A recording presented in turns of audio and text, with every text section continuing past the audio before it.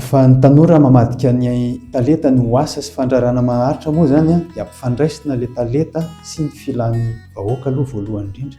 Raha te ahomby moa zany ny tanora amin'ny architecture na amin'ny sehatra hafa dia mila mino sy matoky ny zavatra atao.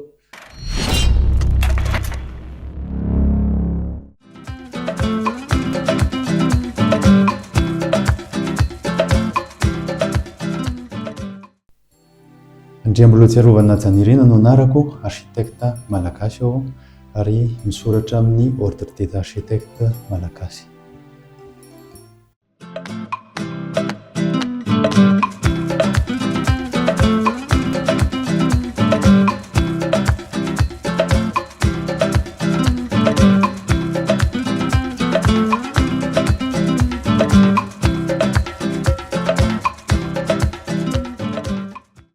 Ny architecture moa dia art sady teknika no fahazamanao. Ny architecture no mandrafitra ny toeram-ponenanao, ny trano fonenanao sy izay rehetrarehetra mety mikasika ny andavanandronao. Io dia singa lehibe manan-danja tokoa ao anatin'izany atao hoe fiarahamonina zany satria isan'ny mandrafitra ny fiarahamonina.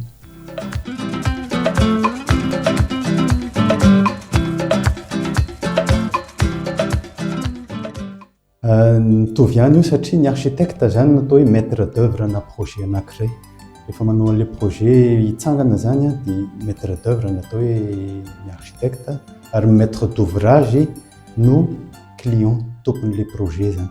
Ny asan'ny architecte moa zany araka ny haintsika eny rehetrarehetra reny dia hoe manao plan, misy manao plan ery ingénieur Facebook, affichage na koa hoe mahay AutoCAD ilay olona na koa hoe maçon ilay olona dia efa mpanaovy ny olona plan nefa tsy izay mihitsy ilay izy fa izay mahatonga antsika manana problème. Raha ny tena izy dia ny architecte no manao ny plan ny tranonao, ny toeram-ponenanao na mety hoe aménagement extérieur anao koa io na mety hoe plan rehetrarehetra rehefa mahakasika ny resaka hoe drafitra na projet anankiray. Ka ny ingénieur sy ny architecte dia miara-miasa. Ny architecte dia miara-miasa amina spécialiste maromaro. Mahita zao tsika ohatra hoe eny Akorondrano eny misy ny panneau de chantier dia mahita karazana entreprise be dia be ianao. Misy ny efa hoe électricien, misy ny paysagiste, misy ny ingénieur, misy ny atao hoe marobe izy, marobe ny anona ka ny chef ny atao hoe chef d'orchestre zany dia ny architecte, ny atao hoe maître d'œuvre.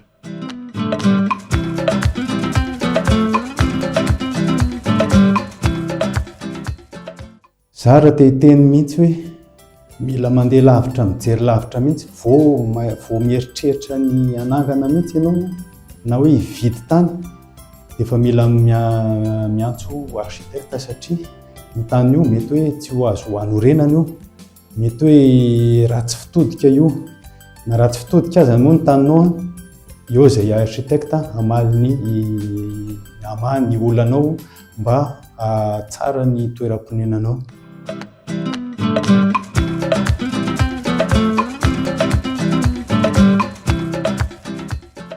Fa tsy ho nataon'ny olona moa zany voalohany indrindra dia ny fisafidianana an'ilay tany anaovana an'ilay trano. Faharoa ny tsy fiantsoana architecte rehefa hanao trano.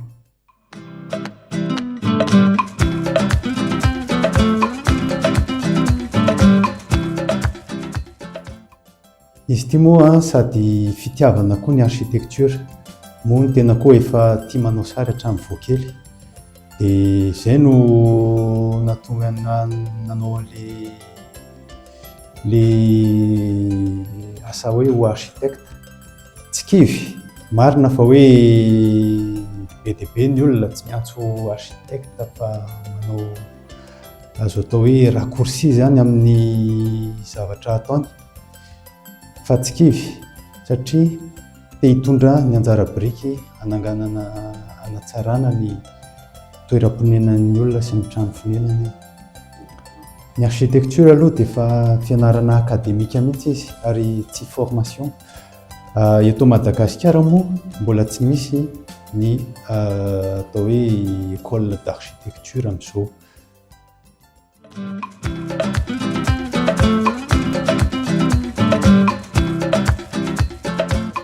Ny architecture moa zany teo amin'ny fiainako dia nanovana satria miasa noho ny asa manampy ny olona amin'ny toeram-ponenany sy ny trano fonenany moa zany voalohany indrindra.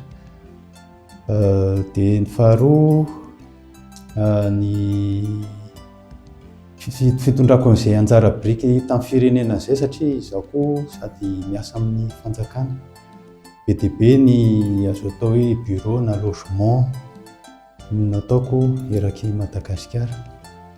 Raha ny tena izy aloha ny tranon'ny architecte moa zany dia tonga dia tokony hoe miresume ny toe-tsain'ilay architecte mihitsy ny fomba fijeriny tokony ho toeram-ponenana sy ny trano fonenan'ny fianakaviana iray na ny olona iray. Dia ohatran'izay moa zany dia ny trano azo atao hoe malaza kely izay ihany fa somary limité ihany amin'ilay vidina matériaux eto Madagasikara. Atao hoe manaraka ny fenitra iraisam-pirenena fa voalohany indrindra manaraka ny fenitra eto Madagasikara koa satria tsika manana ny fenitrantsika koa, manana ny toe-tanintsika koa, manana ny kolontsaintsika ary manana ny fomba fiainantsika. Tsy voatery hoe ampitoviana amin'ny iraisam-pirenena fa mety hoe ilay resaka teknôlôjia na resaka fikarohana, valim-pikarohana, fanatsarana ny trano fonenana angamba no azo atao hoe aporin'ny iraisam-pirenena amin'izay resaka izay.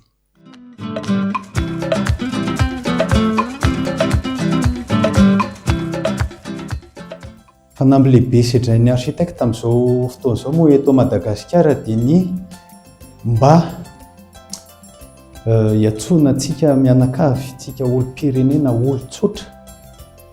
Voalohany indrindra hiantso architecte rehefa manana projet ianao na projet ana trano na projet ana fivarotana na projet ana espace extérieur, aménagement extérieur, na koa miantso koa na azo atao hoe olom-boafidy, ny entreprise, ny rehetrarehetra zany izay manana projet rehetrarehetra dia fanamby lehibe ho an'ny architecte mihitsy izay, satria izay architecte dia te hitondra fiovana amin'ity firenena ity. Hitantsika manko ny zava-manjo antsika mianakavy amin'izao, simba ny tanàna, simba ny firenena, simba ny tontolo iainantsika ka izay architecte dia manana valim-panontaniana amin'izany problemantsika zany.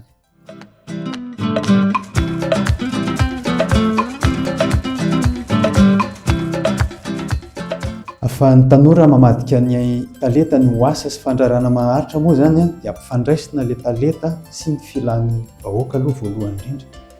Satria raha tsy misy filana ilay izy dia mety hoe miaina fotsiny amin'ny talentanao ianao, fa mila ampifandraisina izy roa.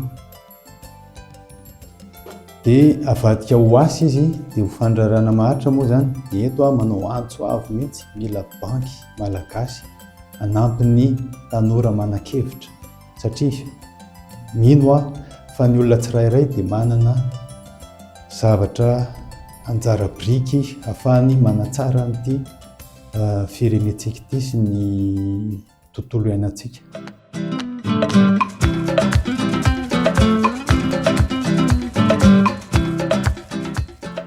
Raha te hahomby moa zany ny tanora amin'ny architecture na amin'ny sehatra hafa dia mila mino sy matoky ny zavatra atao, mikaroka lavy, mamaky boky, mijery documentaire, mijery ny zavatra ataon'ny olona any ivelany koa ary mampifandray an'izay koa amin'ny etaetan'ny olona eto an-toerana.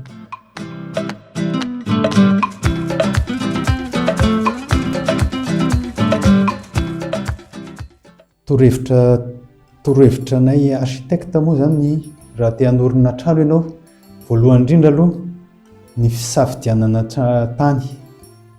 Safidio tsara ny tany izay anaovanao trano satria misy ny lalàna mifehy manko ny tany eto amintsika, misy ny azo anorenana, misy ny tsy azo anorenana.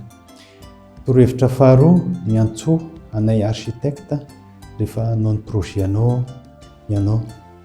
Torohevitra fahatelo mivonona koa amin'ny atao hoe resaka budget amin'izany projet anao zany. Ary aza matahotra fa izahay dia hanampy anao amin'ny fampifandraisana ny heritreritrao sy ny budget anao.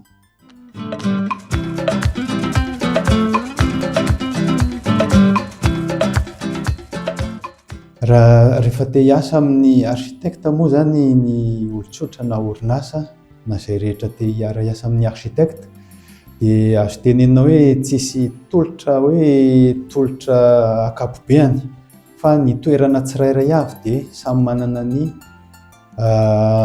lanjany avokoa.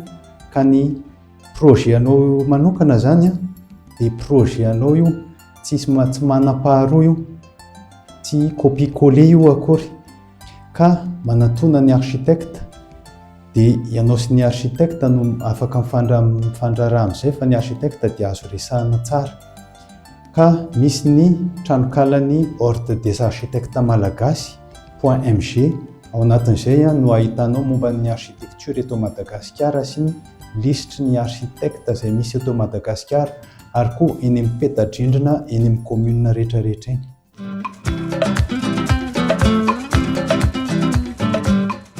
Dia mankasitraka ny émission Izara atao amin'ny radio Natura Radio.